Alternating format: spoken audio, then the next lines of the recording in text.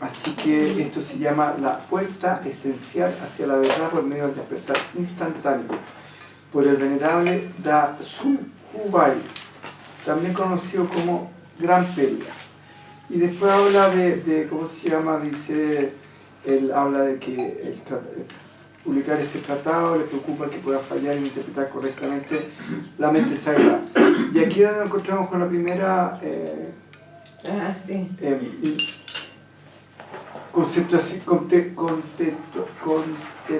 contextualización distinta que de alguna manera se refieren a aquello como la mente sagrada. Y aquí es donde yo me pregunto, que también es una crítica que se le hace a los budistas, es que si están hablando la mente sagrada como el primer principio o como la totalidad. ¿Me comprenden o no? Porque yo mente lo asocio con algo que tiene la capacidad de pensar, según lo que yo entiendo. Entonces, y por lo tanto pensamiento es creación. Si no hay pensamiento no hay creación. Lo humano, todo lo que nosotros hemos creado surge de la mente. La música, los hervidores, las mesas, los clavos, todo surge de la mente. Por lo tanto, mente es sinónimo de manifestación. Entonces por eso no sé si está hablando acá de mente como el principio generador de todo, o como aquel estado en el cual cuando está en su estado manifiesto es simplemente impensable, incomprensible, inagarrable, pero siempre presente, y que contiene la mente, contiene aquella mente que es capaz de crear el universo, por decirlo así. Bueno, ahí vamos a ver. Y que de alguna manera también nosotros participamos de esa misma realidad, porque por un lado tenemos la capacidad de poder crear nuestra propia realidad con nuestra mente, pero al mismo tiempo hay un espacio, hay un espacio, quien sostiene eso y que no se ve contaminado por esa mente creadora es aquello. ¿Me explico? Entonces, nosotros participamos de como dice el ¿cómo se llama? Cristianismo, somos hechos a la imagen y semejanza de Dios. En el fondo, tenemos la capacidad de crear, y aparte que tenemos la capacidad de crear, aquel aspecto esencial en nosotros no se ve contaminado por nuestra propia creación. ¿No? Ya, entonces si es así, ojalá me dé una oportunidad para redentirme y transformarme. Ya, ahí está en el pensamiento dual. Habla de arrepentimiento y de la transformación, lo cual me parece muy compasivo por parte de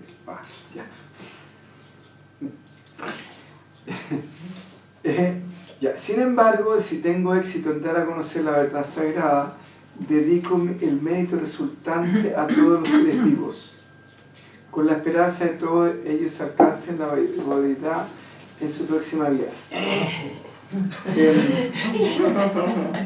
Claro, porque finalmente, te fijas, está desconociendo el potencial esencial que uno tiene de reconocerse a sí mismo en su verdadera naturaleza. Y está condicionando un futuro que no existe, y no solamente está condicionando un futuro que no existe, sino que está condicionando quizá las creencias de muchas personas sin saber ni siquiera ni quiénes son ni en qué estado de conciencia están. Pero bueno, cosas. Ahora, yo reconozco que ya. Acá la idea no es criticar el budismo ni mucho menos, ni a este señor, al contrario agradecerle, porque la verdad es que el texto lo encuentro espectacular, pero no puedo dejar de hacer mis apreciaciones. Son personales y ahí verán si, ¿cómo se llama? Quien quiere validarla la puede validar o no. Dice, este texto es un texto en el cual son preguntas y respuestas. Y eso lo va a hacer muy interesante, muy dinámico. Entonces dice la pregunta, ¿qué método debemos practicar para alcanzar la liberación? ¿No? La liberación, la iluminación, la trascendencia. Entonces dice, únicamente puede alcanzarse mediante la iluminación repentina. En el fondo, acá está diciendo, según lo que yo entiendo, que de alguna manera, porque después él responde, pero yo voy respondiendo de acuerdo a lo que yo entiendo. La iluminación repentina es aquel estado en el cual hay la cesación absoluta de pensamiento. ¿Estamos? Entonces, la sensación absoluta de pensamiento puede darse, uno, por la percepción del pensamiento o porque simplemente entra en un estado de silencio. ¿Me explico, no? ¿Ya? Entonces, ¿por qué?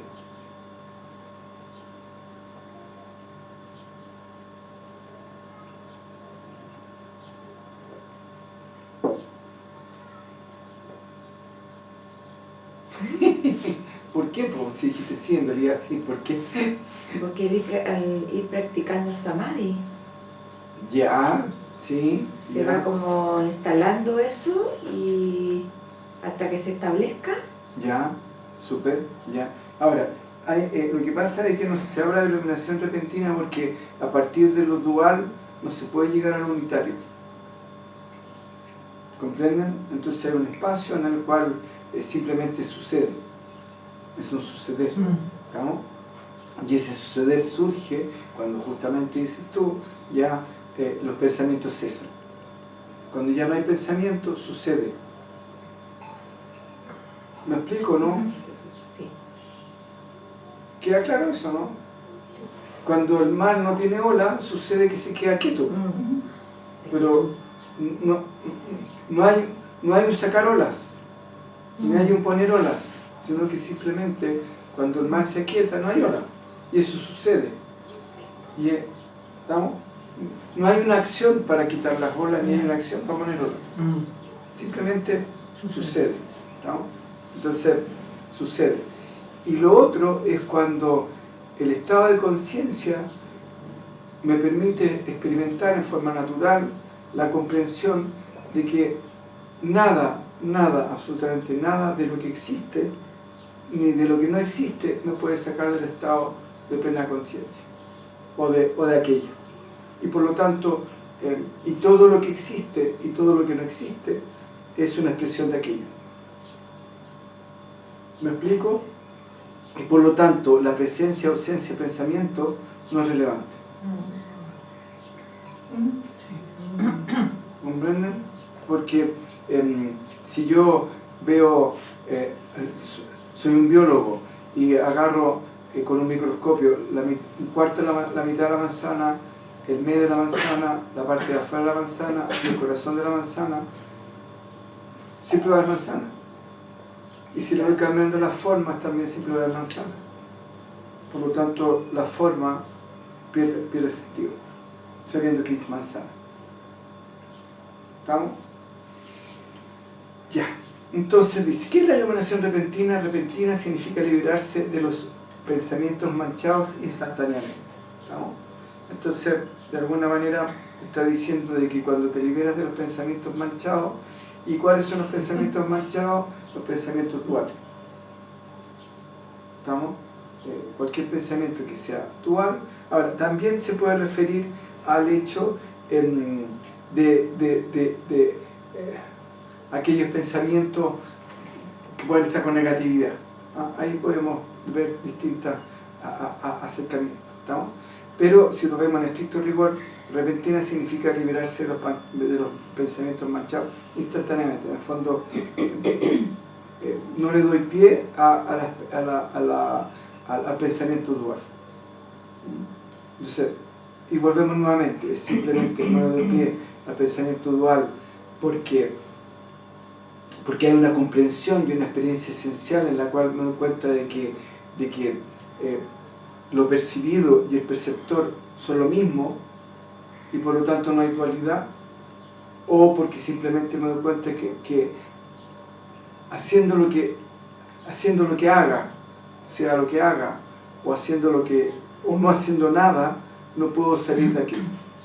Y por lo tanto todo pensamiento queda invalidado porque finalmente siento que estoy establecido en ese estado no dual existencial, pero el hecho de estar situado en ese estado no dual existencial no significa que no pueda percibir el nombre y la forma, ¿ya? como modificaciones propias de la conciencia. Y por lo tanto, no es relevante. Entonces dice, iluminación significa la realización de que la iluminación no es algo que deba alcanzarse. ¿Estamos? Y ahí está reforzando un poco lo que decíamos antes. De alguna manera es reconocer que siempre hemos estado en ese estado de conciencia y que en la medida en que nosotros validamos el pensamiento objetivo, validamos el pensamiento dual, tenemos la fantasía y la creencia que finalmente salimos de aquello que nos sostiene. ¿Estamos? Entonces es como un pez que piensa que porque cambió la temperatura del mar, está en un mar distinto. Es la misma fantasía. ¿Estamos? De repente lo agarra una corriente y se lo empieza a llevar para otro lado, y esa corriente es más helada, y piensa que finalmente se salió del mar. Nunca se salió del mar. Fue una percepción ilusoria y errónea de sí mismo, porque las condiciones cambiaron. Pero no porque el mar en sí mismo haya cambiado. Y las condiciones cambiaron para su experiencia. Entonces, para él dijo, oh, esto es distinto acá. ¿Estamos? Entonces, ¿qué significa la revisión? Darse cuenta que es algo que no se puede alcanzar. ¿Y por qué no se puede alcanzar? Nuevamente porque la experiencia, aquello trasciende la dualidad. Y si trasciende la dualidad, yo no puedo llegar al 10º piso de un edificio con una escalera de 5 pisos.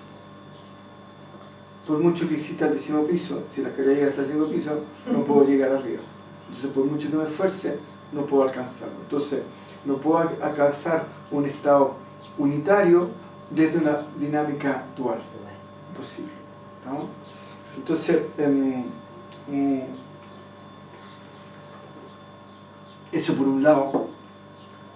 Y por otro lado también, ya es comprender nuevamente de que es, por eso hablábamos de reconocimiento, porque de alguna manera es reconocer un estado permanente que está en nosotros. Y que ese estado permanente que está en nosotros ya nos permite ser quienes somos. Entonces, ¿cuál es la diferencia de la iluminación y la diferencia de la no iluminación? Es simplemente una cosa de palabra. Estoy designando un estado que soy capaz de reconocer como permanente y digo, esa es la iluminación. Y cuando no soy capaz de reconocer ese estado que es permanente y que siempre está en mí, que no puedo evitar, y no soy capaz de reconocerlo, digo, no estoy en la iluminación. Pero básicamente es una cosa de palabra, porque como experiencia final nunca uno ha salido de la plena conciencia, o de la conciencia, o de aquello. Si hablamos de la plena conciencia, ahí sí podríamos entrar en puede haber un pequeño error, en el sentido de que si no me doy cuenta, ahí podemos decir que no estoy en la plena conciencia, ilusoriamente no estoy experimentando la plena conciencia. Ahí podríamos. Un enredito de palabras. Entonces dice, ¿por dónde comenzamos esta práctica? Deben comenzar por la misma raíz. ¿Y qué es eso? La mente es la raíz. ¿Cómo? Entonces, si no hay mente, ¿hay manifestación? No hay, ¿no es cierto? ¿Y quién finalmente es quien nos confunde? La mente. La mente, ¿no es cierto? Y como habíamos visto en el Spandakarika, lo mismo que te ata es lo mismo que te libera. ¿Estamos? Sí. Entonces, ¿y por qué la mente? La mente, volvemos nuevamente, porque la mente es la generadora de pensamientos, etc. Pero, ¿quién se ha preguntado lo que es la mente? Creo que, ¿dónde está?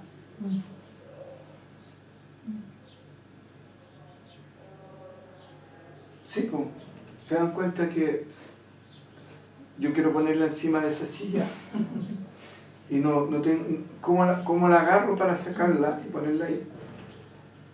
Cuando me molesta, ¿cómo hago para sacarla? Si sé que va, ¿dónde está? ¿En qué parte de uno está? ¿Cómo uno lo puede asir? Y además, si no está la presencia, si no está aquello, ¿quién le da vida? No tiene vida. No, No tiene vida. algo muerto. Entonces resulta que un muerto nos comanda. Entonces es un elemento inerte. Si no hay presencia, ¿dónde está la mente? No hay mente. ¿Ya? Pero eso inerte, que no tiene presencia, que no tiene existencia por sí mismo, ya es finalmente la que nos tiene atado en esta fantasía ilusoria, en esta fantasía dual, porque la existencia en sí misma no es fantasiosa, es la percepción dual lo que la hace, nos permite experimentarla como algo fantasioso. ¿Estamos? Entonces, dice, ¿y cómo se puede saber esto? Que la mente es la raíz, dice el Antakara Antakavatara Sutra. Dice, ya, cuando nacen los procesos mentales, entonces flotan todos los dharmas. ¿Ya? Ahora, cuando se refiere, y está clarito acá, dice, cuando nacen los procesos mentales, entonces flotan todos los dharmas. ¿No? ¿Ya? ¿Y qué significa eso? Que de alguna manera, cuando acá es importante entender el dharma, y el dharma, aquí está hay un corchete que dice fenómeno, ¿ya? Pero en realidad, yo no sé, me sacaría el corchete ese, porque la verdad es que tiene más confusión que otra cosa. El concepto de dharma tiene que ver con que es, de alguna manera, el dharma se traduce como aquella ley en la cual te permite ser coherente y consecuente al 100% contigo mismo. Entonces, si yo soy comerciante, mi dharma es ser un buen comerciante. Si yo soy místico, mi dharma es ser un buen místico. Que en el fondo que cumplo con todas las reglas de ser un místico. Si soy un rey, tengo que cumplir con todas las normas de ser un rey. Etcétera, etcétera. ¿Estamos?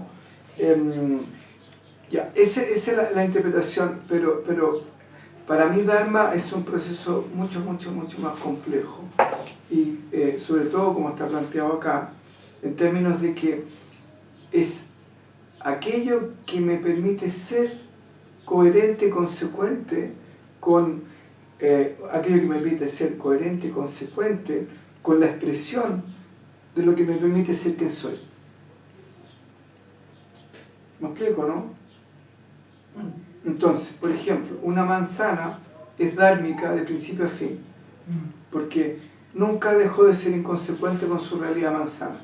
Entonces, tiene la forma manzana, tiene olor de manzana, tiene sabor a manzana, y no en la mitad que la muerdo me sale con gusto a pescado frito.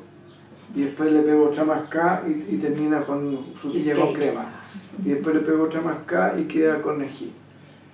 Entonces, y ese dharma a mí también me permite reconocer ya y fluir y poder, como quien dice, interactuar con esta realidad multidimensional y multiforme, porque justamente si yo saco una hierba para curarme la guata, y esa hierba es consecuente con su dharma, en la mitad no se va a convertir en veneno.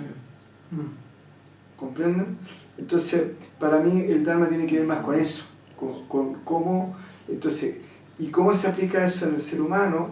En el ser humano, bueno, toda la estructura que le permite ser el corazón, toda la estructura biológica es dármica.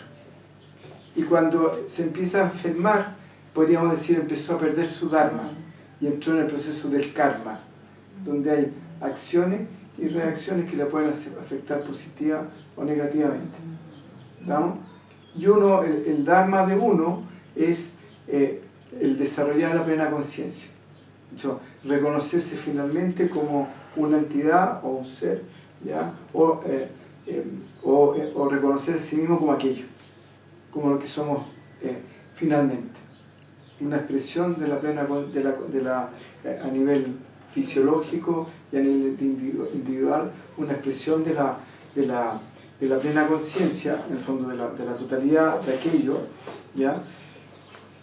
Eso es como individualidad, y como justamente como somos aquello, es trascender esa experiencia dual, para finalmente reconocernos ya en nuestro aspecto como totalidad. ¿Estamos? Ese sería el Dharma humano. Entonces, cuando se genera el karma, cuando no está esa intención o ese reconocimiento de lo que finalmente son. ¿Comprenden? ¿Me explico? Sí. Ya. Entonces, ¿qué significa eso de que cuando tanto Brahman o aquello piensa, se produce la manifestación? Por lo tanto, toda la manifestación sería un pensamiento. Y cuando nosotros pensamos, también creamos nuestra propia realidad. Entonces decimos curioso y vienen millones de asociaciones y sonrisas. Y para otra persona, curioso puede decir, oye, ¿qué me estás diciendo? Si yo no soy curioso. ¿Ya? Y otra persona puede decir, sí, en realidad es muy curioso. Y se dan cuenta como frente a una misma palabra se crean realidades totalmente distintas. Para cristianos se creó toda una realidad asociada a su perrito regalón que se llama curioso. El otro, una persona que está diciendo, oye, ¿qué te has imaginado? Porque me dice que soy curioso. Y se molestó y le pasaron millones de cosas. Y otra persona que mira afuera y opina y dice, bajo mi criterio, yo creo que sí, él es muy curioso. Y le pasan millones de otras cosas porque ¿a qué asocia la experiencia de curioso esa persona que dice, sí, es muy curioso? ¿Y a qué asocia la persona que dice, no, ¿por qué me dices que soy curioso? Y aquí asocia, en el caso de cristianos es obvio, por el perrito, y otra persona dice, oye, que eres curioso, sí me encanta, así aprendí un montón de cosas. Entonces se dan cuenta cómo la mente va creando toda esta realidad y cómo, de alguna manera, por eso dice, cuando nacen los procesos mentales, entonces brotan todos los daños, todo lo que es, todo pensamiento es coherente en sí mismo, aunque sea una mentira. Por lo tanto también sería un dharma. ¿Comprenden? Entonces dice, cuando los procesos mentales cesan, de igual manera cesan todos los dharmas. En el fondo, todo este proceso que es una manifestación coherente y consecuente consigo misma, desaparece. ¿Estamos? Entonces, el concepto de ahí, ¿estamos? Sí. Bien, dice, el Malakahir Sutra dice, aquellos que desean alcanzar la tierra pura deben primero purificar sus propias mentes, pues la purificación de la mente es la purificación de la tierra pura. ¿Estamos? Entonces, ¿a qué se refiere acá? Está refiriéndose a aquello. Cuando dice la tierra pura, es aquello. Dice, aquellos que desean alcanzar aquello, la totalidad o la plena conciencia, primero deben purificar sus propias mentes. Y ahí entendemos por qué meditamos, por qué hacemos todas las cosas.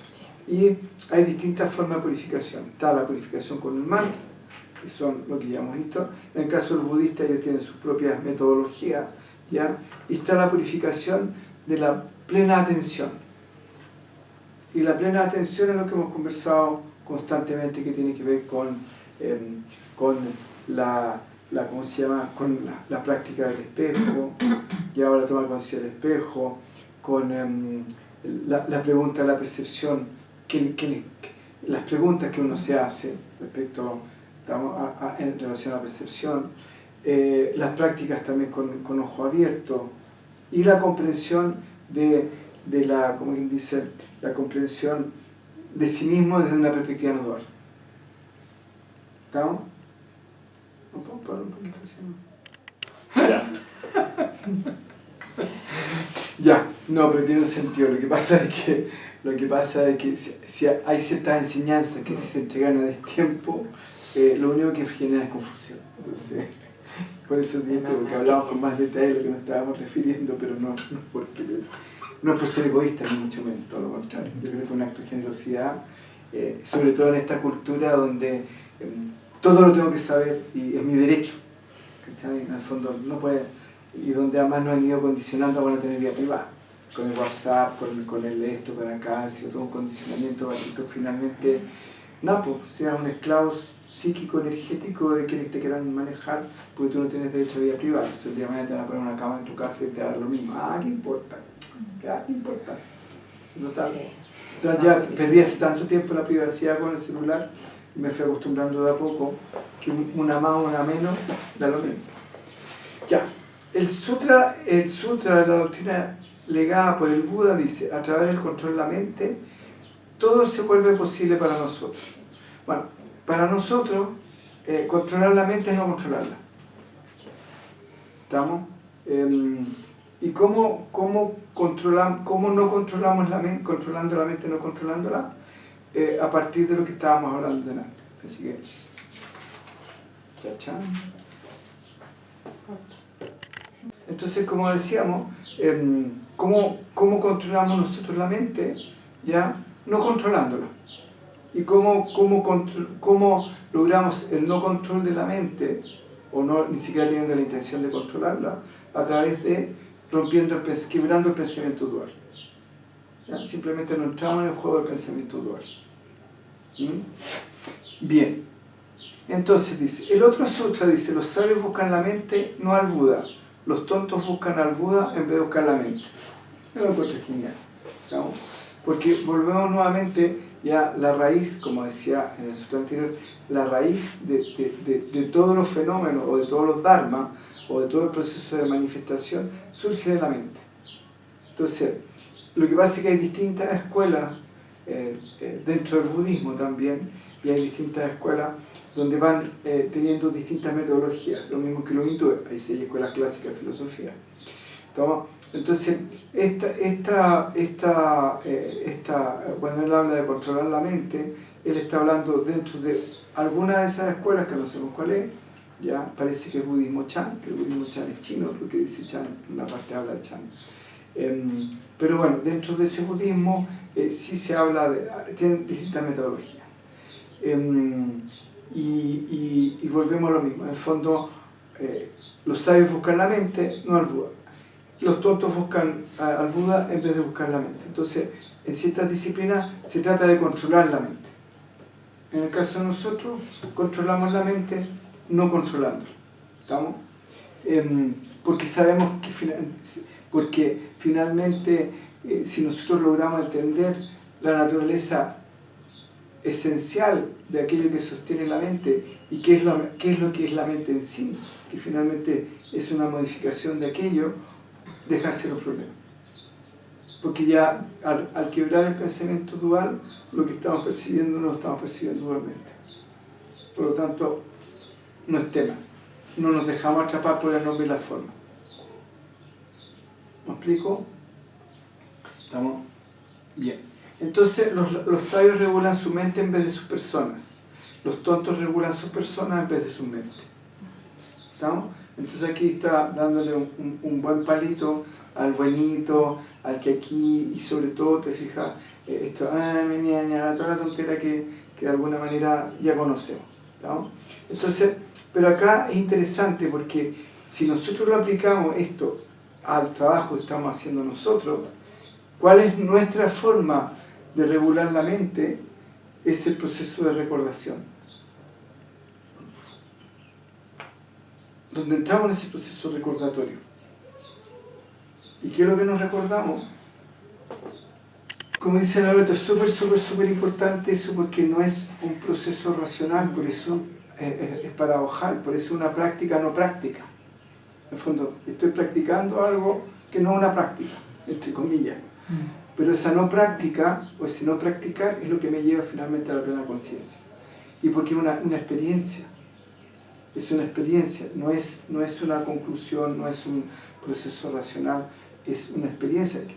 Y la experiencia en sí misma conlleva información, conlleva conocimiento. Alguien puede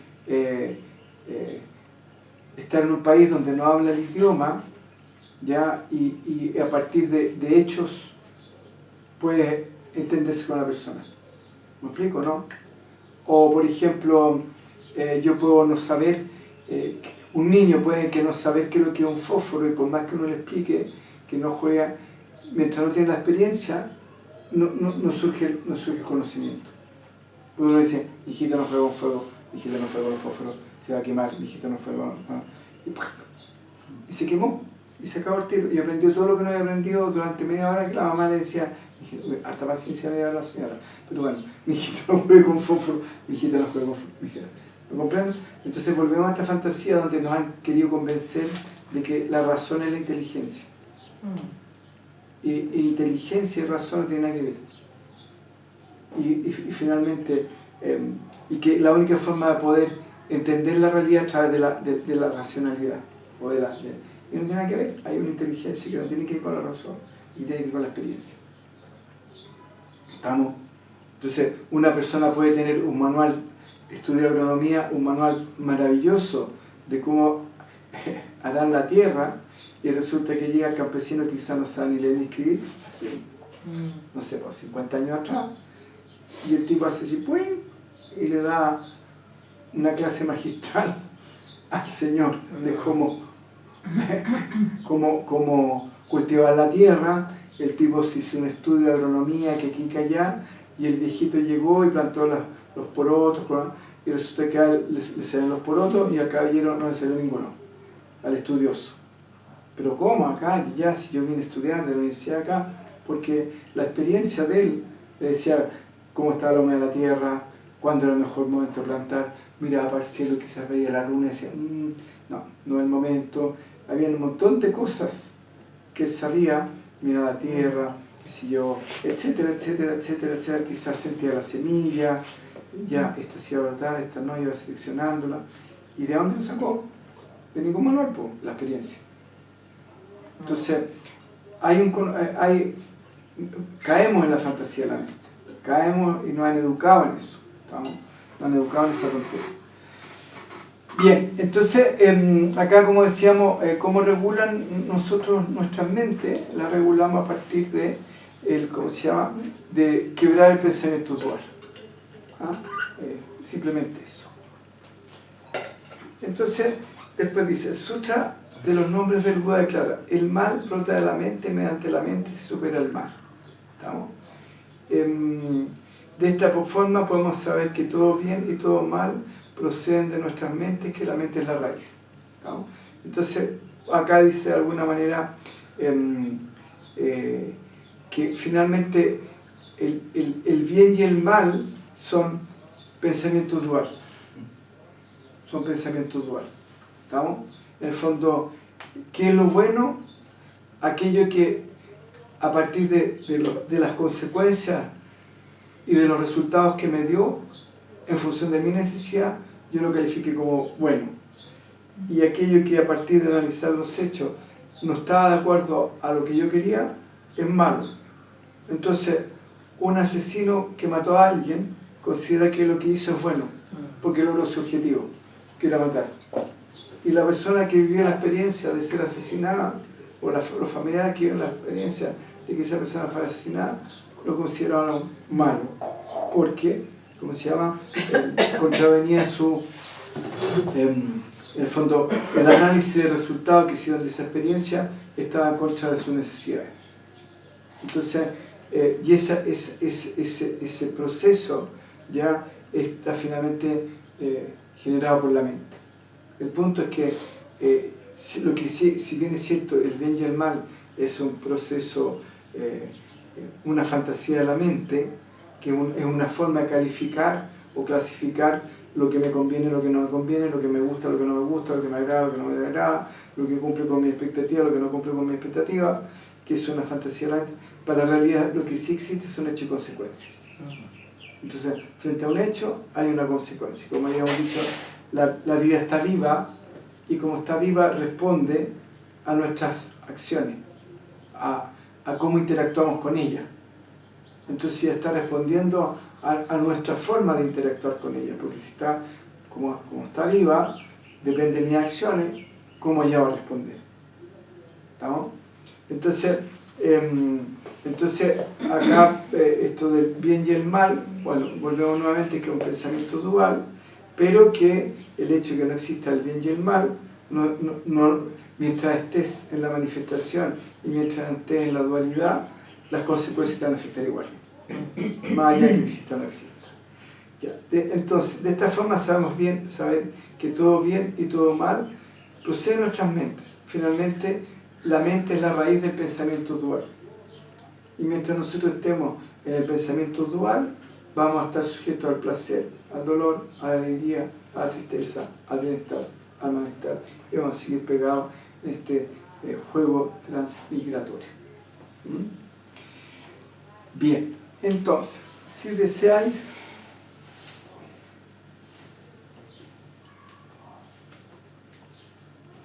está entretenido esto, ¿no? Me encanta. Sí, Sí, súper. como bien simplecito, bien didáctico. Sí, súper bueno. Sí. Lo encuentro súper. A pesar de que no, estaba bromeando. A pesar de que Ay, no estoy sin budista, esto se enoja conmigo. Hay que decir a los budistas, no pierdan el humor. eso. O si no, lo invitamos a la pieza. Claro, sí. Ay, nos rimos harto. Lo soy mal. Por eso yo veo mal tipo. Lo soy mal chip. Soy machista. Todavía me estaba acordando. Oh, fue demasiado, sí. Claro, y además lo importante es que la religión se expande, sobre todo en estos momentos, en Sí. esta cultura del desamor, Exactamente. ¿no? Que se está promoviendo en Occidente, pero como en una chorro. Entonces, si deseáis la liberación, primero debéis saber todo sobre la raíz, a no ser que podáis penetrar esta verdad. Todos vuestros esfuerzos son en vano, mientras estéis buscando algo entre las formas externas a vosotros mismos, nunca lograréis la liberación, ¿no? Entonces aquí está clarito y dice, si realmente se quieren liberar, si realmente quieren trascender ya, o iluminarse, primero deben saber todo sobre la raíz. ¿Y cuál es la raíz? La mente.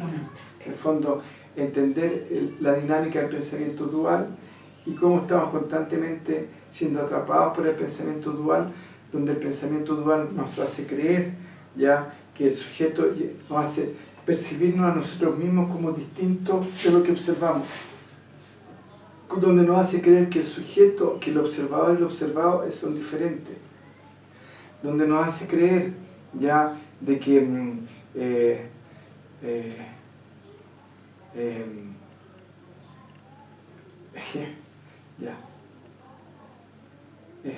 desconcentré. ¿Qué estaba diciendo? Lo que pasa es que realmente cuando los miro, entonces me tiran energía y dicen, oh, de veras, el pensamiento me... El observador y el observado. Sí, no se vayan a sentir culpables porque me mira, pues no está No, sí, de castigo, de castigo, de castigo. Toda la pared. mirando Toda la pared, toda toda la pared. No, pues nada que ver. ¿Ya? Entonces, primero de saber sobre todo la raíz, ¿ya? Mientras no podáis penetrar esta verdad, ¿ya? Entonces, ¿qué es lo que es la raíz? La mente dual.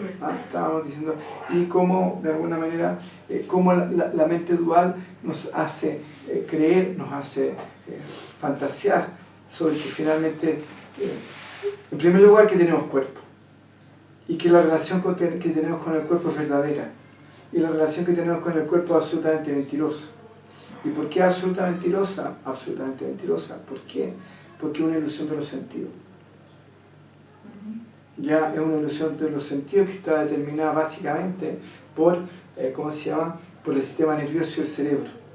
Y además, como habíamos explicado en las otras clases, por el elemento aire, ya que el sistema nervioso, al yo ser así, nota una diferencia de temperatura, ¿ya? Y dice, ahí hay algo. Dice algo que se mueve porque mi mente lo está moviendo, mi conciencia lo está moviendo, es un brazo. Entonces, y como en este proceso de conciencia reflejada, donde mi conciencia, el Atma, refleja lo que está percibiendo, yo veo un reflejo de un montón de grasa, hueso, sangre, ya, que además tiene una bolsa donde procesa cosas que después la convierte en excremento, ¿ya? Y que básicamente vive del alimento, porque si yo no le doy de comer, no funciona, ¿ya? Esa cosa llamada cuerpo es una ilusión, porque como la percibimos a través de nuestros sentidos, y esa percepción que tenemos de ella a través de nuestros sentidos está dentro, no está afuera. ¿Me explico? Entonces, si ustedes se dan cuenta, y si yo me pongo a mirar así, pónganse a mirar la pared así, fijo. Pero bien concentrado. ¿Y dónde está el cuerpo? ¿Dónde está, po? Entonces, para ustedes el cuerpo no existe mientras no sea visible. Es simplemente una sensación. Y si es una sensación, es una ilusión generada por los sentidos. Y esa ilusión generada por los sentidos es la que les determina la creencia de que están constantemente viviendo en un mundo sólido, ¿ya? En un mundo sólido, y que ustedes participan sólidamente de ese mundo sólido. Así es heavy la chiva. ¿Comprenden cómo están engañados por los sentidos? ¿Mm? Como que es el Dharma de los sentidos. Claro, exactamente. Claro, ellos están cumpliendo su función y lo hacen regio. Que dan una sensación de manifestación de realidad concreta, esa es su función. Claro, y lo están haciendo regio, y lo pasan regio, pues están cumpliendo, están haciendo lo que tienen que hacer. Por lo tanto, de alguna manera, nada de lo que existe va a impedir de que ustedes, como quien dice, vivan su experiencia dual, vivan el samsara el tiempo que quieran. Si quieren vivir 10.000 años, 10.000 años, si quieren vivir 20.000 años, porque al agua no le molesta ser agua, al sol no le molesta ser sol, a la flor no le molesta ser flor. Y por lo tanto, el aparataje que tenemos para poder experimentar la ilusión de que somos lo que no somos, no tiene ningún problema en seguir haciéndolo. Sí, pues, el auto está feliz de ser auto, que si la vela es vela, entonces, ¿para qué va a entrar en...? No va al psiquiatra. La vela no va al psiquiatra, no es psiquiatra. ¿Comprenden o no? Ya. Entonces, primero debéis saber todo sobre la raíz, que es la mente, ¿no es cierto? La raíz donde brota todo el proceso de manifestación, toda la percepción errónea que tenemos de nosotros. Porque finalmente, si no hay dualidad, no hay mente. Entonces, la mente es la raíz de la dualidad. Entonces, mientras no podáis penetrar en esta verdad, mientras no te des cuenta que la mente es la raíz de la dualidad, pero hay un detalle, hay un solo detalle. Y como decía este señor que habíamos visto en la Spandakarika, lo que te ata es lo que te libera. Decía, un elemento que puede estar, un envase que puede, si se tira de una manera, se hunde, y si ese envase, esa vasija se tira de otra manera, flota y puede servir como una barca. Entonces, acá la misma mente, ya que por un lado los esclaviza, también es un pensamiento el que los libera. Más que la mente es un pensamiento. ¿Y cuál es el pensamiento? El pensamiento que nos estamos constantemente recordando a nosotros nuestra verdadera esencia, nuestra verdadera realidad, y ese pensamiento que finalmente, si bien existe un pensamiento, nos permite quebrar el pensamiento dual. Entonces, a través del mismo pensamiento yo quiebro el pensamiento dual. Es como con una piedra rompo otra piedra. ¿Estamos? Entonces, mientras esto no entiendan, ¿ya? Mientras no entiendan que finalmente la mente es la raíz de la ilusión, la mente es la base estructural de lo que es la dualidad, no van a poder penetrar en la verdad, ¿ya? Y por lo tanto, ¿y cuál es la verdad? Obviamente que es la plena conciencia, o aquello. Y todos vuestros esfuerzos serán en vano. Mientras estéis buscando algo entre las formas externas a vosotros mismos, nunca lograréis la liberación. ¿Estamos? Entonces, en el fondo está diciendo, mientras sigan buscando en la forma, mientras sigan buscando en el nombre, en la forma, mientras sigan buscando en la manifestación, en el manifiesto, nunca jamás van a poder realizarse. Porque aquello por un lado, en su aspecto inmanifiesto, es la totalidad, ¿ya? Y también, por otro lado, aquello que les sostiene a ustedes no está siendo tocado por la dualidad. Y entonces, al no ser tocado por la dualidad y al no ser afectado por la dualidad, a través de la dualidad no lo puedo afectar. Por lo tanto, como no lo puedo afectar a través de la dualidad, ningún esfuerzo dual que yo haga acá me va a poder permitir tener la experiencia. ¿Comprenden? ¿Y cuál es el esfuerzo? ¿Y cuál es nuestra dinámica? Es el no esfuerzo. Y como el no esfuerzo, volviéndonos aplicando todo lo que hemos conversado para quebrar justamente el pensamiento dual. ¿Comprenden eso? ¿Comprenden lo del no esfuerzo? Sí. ¿Y qué surge a partir de este no esfuerzo? Simplemente este reconocimiento constante. ¿Estamos? Y también ese no esfuerzo también se aplica en la meditación. Bien. Entonces, el Jnana Paramita Sutra dice, mientras dirijáis vuestra mente hacia las formas que os rodean, no alcanzaréis vuestra mente por muchos eones que pasen. ¿Estamos? Y ahí no necesita mucha explicación, está clarito, dice, mientras ustedes busquen y cuando dice hacia las formas que los rodean, eso incluye conductas éticas, conductas no éticas, todo lo que de alguna manera implique una acción que tenga una intención. Acá es la acción sin intención. Ya es como le decía yo a la Carmen, lo voy a poner más dramático, asesina el sentimiento de espera. Yo le decía, mata el pensamiento, el sentimiento de espera. Suelta el pensamiento de espera, de esperar algo, de esperar que suceda algo, porque en el fondo estás negando lo que está sucediendo, estás pensando que entra en el tiempo, de que va a suceder algo distinto a lo que está sucediendo en este presente que te va a modificar la realidad. Y eso es una ilusión, porque la realidad siempre está, el punto es que tengo que reconocerla. Entonces, si yo tengo un sentimiento de espera, estoy en el tiempo, estoy deseando algo, estoy en la dualidad, estoy negando lo que es, y lo que necesito es reconocer lo que es, no lo que no es. Y lo que no es lo que viene porque no se ha manifestado. Y porque además es dual. ¿Me explico? Bien. Entonces, mientras dirijáis vuestra búsqueda hacia las formas que os rodean, no alcanzaréis vuestra meta por muchos años que pasen. No, obvio, porque van a estar como el hámster dentro de la rueda. ¿Ya? Mientras que si completáis vuestra conciencia interior, podréis lograr la budeidad en un destello de pensamiento. ¿Vamos? Entonces, acá está clarito, pues echarle más agua, imposible. Dice, cuando completáis vuestra conciencia interior. ¿Y qué es lo que es vuestra conciencia interior? Lo que habíamos hablado, la presencia. Cuando uno es capaz finalmente de reconocer la presencia y se da cuenta que la presencia está ahí. Y bueno, como lo fuimos trabajando nosotros al principio, empezamos a trabajar con mantra, de repente, yo soy capaz de darme cuenta de que hay algo que puedo observar el mantra, que se da cuenta que hay un mantra, hay algo que se da cuenta de que hay un pensamiento. Y ese algo ya es la presencia. Entonces, ya dice, mientras mientras contempláis vuestra conciencia interior, en el fondo, en la medida que te identificas con la presencia, y que la presencia, o el espejo, como dice la Loreto, ya, que no se ve modificado, porque el espejo no se modifica por las formas que refleja. Por lo tanto, Atma ya no se ve afectado por lo que está reflejando constantemente. Nada de lo que pasa, nada de lo que está sucediendo en el mundo externo afecta a esa conciencia, Atma. Entonces, y esa presencia es la totalidad en sí, pero como presencia, en uno.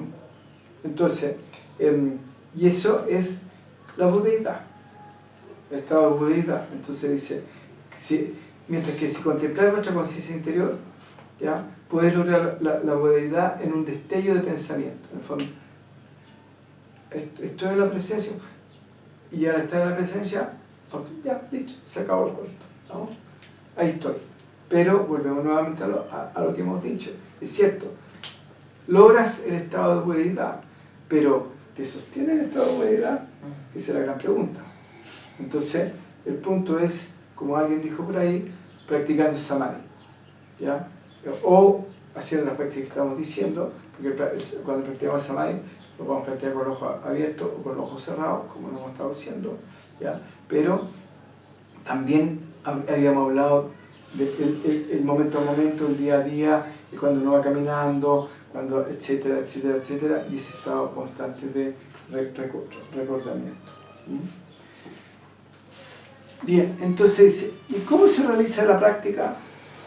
La práctica raíz, únicamente asentándose en la meditación, pues se logra mediante dhyana, que es meditación, chan, que es budismo zen chino, en el fondo a través de la comprensión, a través del entendimiento, en el fondo haciéndole un espacio en la conciencia, que en el fondo básicamente estas instrucciones más más secretas, por decirlo así, o más profundas,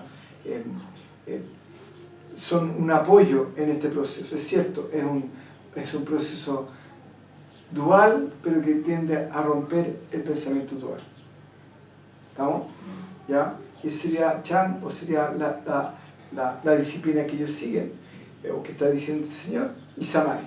¿Ah? Como habíamos hablado, uno tiene que practicar el Samadhi. ¿Estamos? Entonces sería con meditación, instrucción y Samadhi. Traducido a castellano. Entonces, el Dhyana Paramita Sutra dice: Dhyana y Samadhi son esenciales para la búsqueda del conocimiento sagrado de los Budas. Yo en lo personal diría Dhyana y Samadhi, meditación y Samadhi, porque una cosa es Dhyana, que es meditación, que es el momento en que uno entra en estado, pero Samadhi ya es el estado en el cual finalmente uno experimenta la unidad, ¿no es cierto? Como decía un poquito la Loreto, decía, me pasó tal cosa, o ustedes han dicho, ya. Entonces uno es ponerse como dicen, en actitud de, y en postura de, y en todo de, y la otra finalmente experimentar el salir de la dualidad, aunque sea transitoriamente, internamente, ¿no? Entonces dice, acá dice para la búsqueda del conocimiento sagrado, yo diría para el reconocimiento del conocimiento sagrado de los Budas, ¿ah? Pero como lo escribió él, respetamos el concepto de búsqueda, pero en el fondo no puede haber una búsqueda de algo que siempre está. No podemos, sí podemos reconocerlo. Pues sin estos, los pensamientos siguen embarullados y perjudican las raíces de la bondad. En el fondo, si no hay dhyana, meditación y samadhi, ya volvemos que la negatividad y los pensamientos duales y la negatividad nos siguen, como quien dice, jodiendo la vida o confundiéndonos, haciendo un proceso de confusión interna. ¿Y por qué perjudican las raíces de la bondad? Porque aquello esencialmente es amor, en toda su expresión. Y lo que va pasando cuando uno va sacándole los velos, por decirlo así, a lo que es la realidad en sí misma, la experiencia de amor, la experiencia de plenitud, surgen en forma espontánea y automática. ¿Estamos? De la misma manera que el agua no puede evitar su humedad, la flor no puede evitar su perfume, el color no puede evitar ser colorido, ¿estamos? De la misma manera la conciencia trascendente no puede evitar ser amor o bondadoso. Entonces, por lo tanto, la persona que está en ese estado de conciencia, en forma natural, le va a surgir la bondad, el amor, el respeto, etcétera, etcétera, etcétera, etcétera.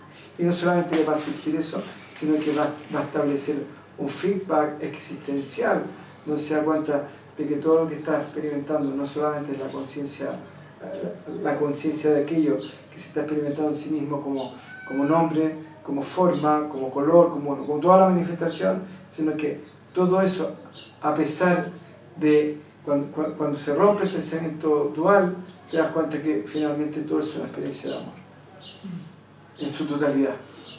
El punto es que el pensamiento dual tiende a partir, a fragmentar, y claro, si yo veo una teleserie en donde, no sé, pues se raptan a la jovencita, que si yo, el malo de la película, y me quedé ahí, digo, pobrecita, quedó raptada para el resto de su vida. Porque no vi el final de la película. Entonces digo, qué terrible la película, ¿ya? Pero oye, ¿viste el final? Al final terminaba casándose con el raptor porque resulta que era el amor de su vida y ella había perdido la memoria y se la llevó a un lugar especial donde tenía que recordar todas las cosas, y cuando logró recuperar la memoria, ¡ay! Estaba tan agradecida después de haber estado tan asustada porque se había raptado, tan agradecida por haber encontrado a la persona. Pero resulta que si uno vio la mitad de la película o el pedacito y dice, oh, pero que te regalo más, no, esa película es de terror, ¿ya? No pasa lo mismo. Bien, por favor describa dhyana y samadhi. Entonces dice, cuando el pensamiento cesa, el pensamiento erróneo cesa, eso es dhyana. ¿Estamos? Y nosotros podríamos hablar de pensamiento erróneo, si lo aplicamos desde la perspectiva que nosotros estamos tratando de entender estos sutras, podríamos decir es que el pensamiento erróneo sería, ¿cómo se llama? El pensamiento dual. Si lo vemos bajo la perspectiva de ello, pensamiento erróneo sería todo aquel que no fuera el mantra. Y bajo otra perspectiva podríamos decir pensamiento erróneo es todo aquel que está cargado de negatividad, que no es neutro. Porque un pensamiento cargado de positividad pues puede ser tan erróneo como un pensamiento cargado de negatividad. ¿Estamos? Entonces tenemos esas tres dimensiones de una misma frase.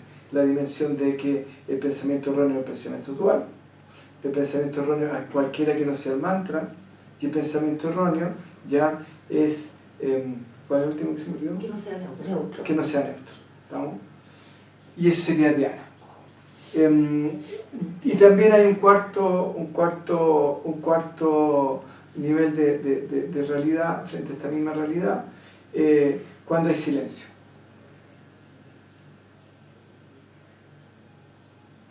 Veamos qué es lo que dice.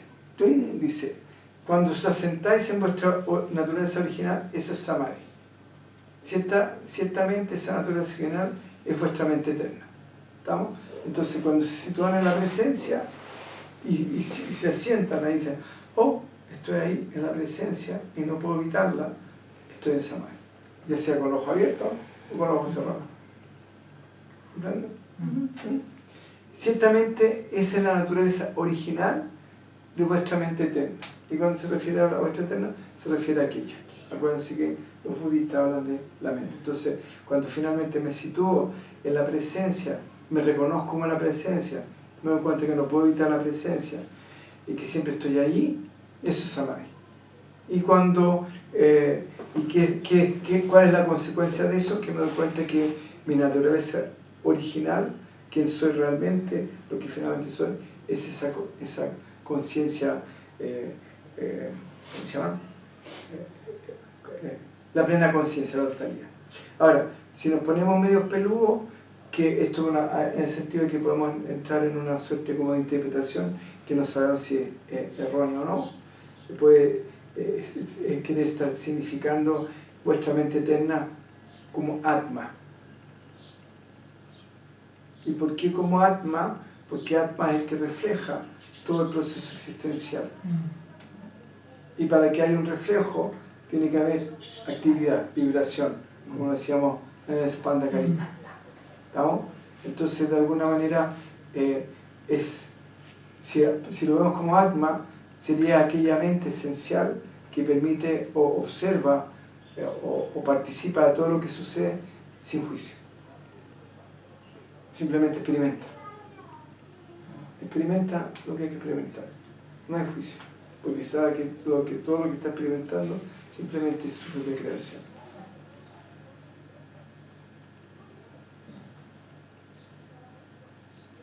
¿Me explico? Es como en el sueño. El sueño, bueno, el sueño sí hay juicio, puede ser una pasada, pero de alguna manera, sí, el sueño no fue un buen ejemplo. Hay que evitarlo. Por mal ejemplo. Pero me explico, ¿no? ¿Queda claro eso, no? Bien. Ya, dice, morando en Samadhi, retiráis vuestra mente de sus alrededores, haciéndola por lo tanto invulnerable a los 8 vientos. Ya. Ahí lo que está diciendo es que cuando están en Samadhi, ya, pero a mí me da la sensación de que está hablando, no sé, ahí dice, cuando retiráis vuestra mente de sus alrededores, haciéndola por lo tanto impermeable a los 8 vientos. Que los 8 vientos son los pranas.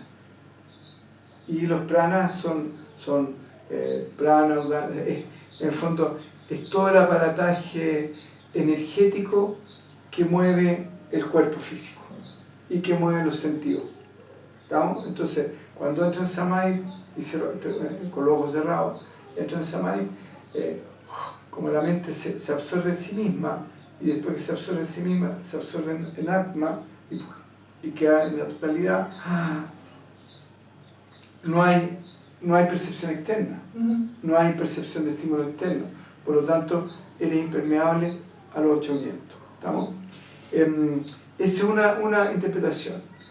Y otra interpretación, ya como los pranas son los que regulan toda la dinámica de los sentidos, y al hablar de los 8 vientos, me imagino yo que debe estar hablando también de la energía que mueve el antakarana o el vehículo interno, mana, buddhi, chitta, ¿ya?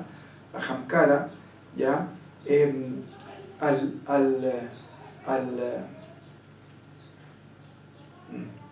estaba diciendo? Se me olvidó. Los 8 planes.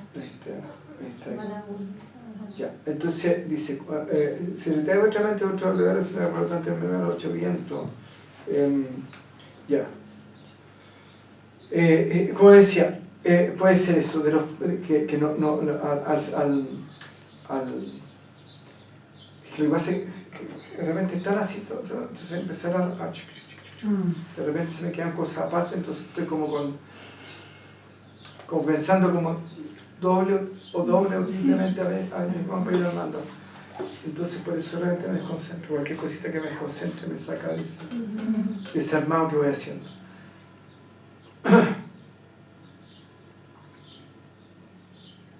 Ya. Entonces, como decíamos, los 8 vientos, como les digo, aquí son cosas técnicas que yo no manejo mucho, pero están los 4 pranas, ya, son 4 o 5, más los 5 pranas más, mana, buddhi y ahamkara. Ahí serían 8, ¿no es cierto? Mira, con los 8 obstáculos que vimos en el otro. ¿Sí? Los 8 obstáculos. Ya. Bueno, entonces serían los 5 elementos, que son los 5 pranas, más manas, buddhi y ahamkara. ¿Estamos? Entonces, cuando estamos en ese estado de samadhi, trascendemos, si lo vemos como experiencia interna, con los ojos cerrados. ¿Estamos? Y cuando cesa la identificación con la mente como estructura dual, ¿me explico? Ya cuando acá habla de retirar la mente dentro de los roles, por lo tanto está necesariamente hablando de un proceso interno, ¿ya? Pero yo creo que podemos dar un paso más, ¿estamos? Y ese es el paso más que ahí había estado armando y realmente se me desordenó.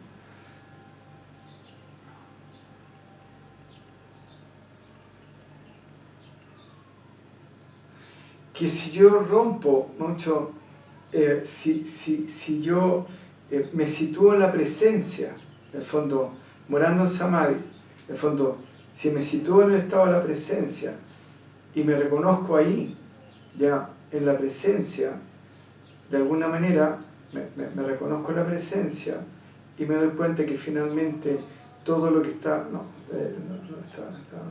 es que lo que pasa es que ustedes están tratando de entender lo que yo digo, entonces me confundo. ¿Pueden no pensar? No compitan con lo que estoy tratando de decir. Es que no se puede entender con la mente.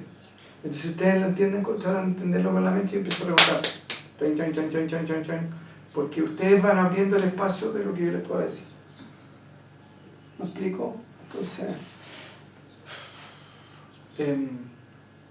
si se dan cuenta, en el otro trabajo empezamos a hacer, en la medida que ustedes se fueron entregando, fueron profundizando. Pero yo estoy tratando de entender de aquí, no puedo, porque, volvemos a la mente, si bien es cierto información, en la medida que yo mantengo una dualidad, voy a seguir atrapado. Y por eso hay personas que yo quiero mucho y que me encantaría enseñarles estas cosas, y no puedo porque no saben de la mente. Ya, pero vamos para la calle, creo.